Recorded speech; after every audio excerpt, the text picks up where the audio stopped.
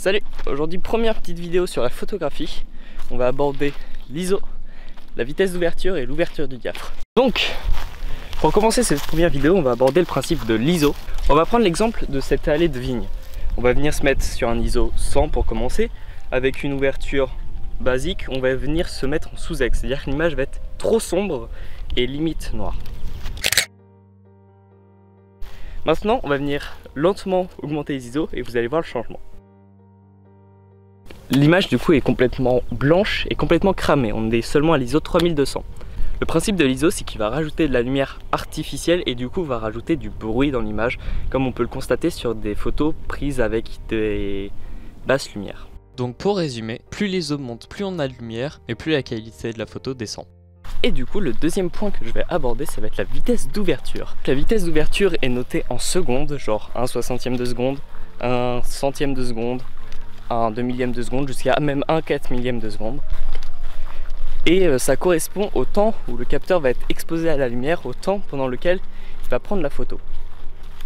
Donc dans le principe, plus vous prenez quelque chose qui bouge, plus il va falloir faire une photo courte pour l'avoir bien nette partout. Le seul vidéaste qui cale un A6300 300 sur un morceau de vigne, c'est moi. Bon, c'est casse-gueule, mais bon. Alors, j'ai vraiment jamais eu un cadre aussi casse-gueule. Après, c'est aussi ma première vidéo. Ouais.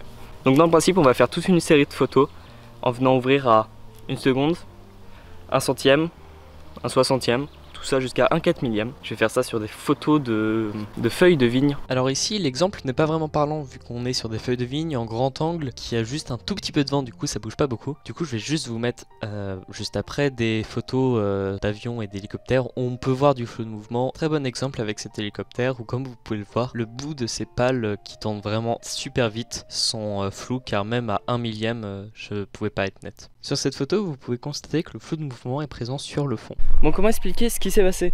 J'étais tellement concentré sur la vidéo, j'ai perdu mon œilleton d'appareil photo et je suis obligé de marcher maintenant pour aller essayer de le retrouver.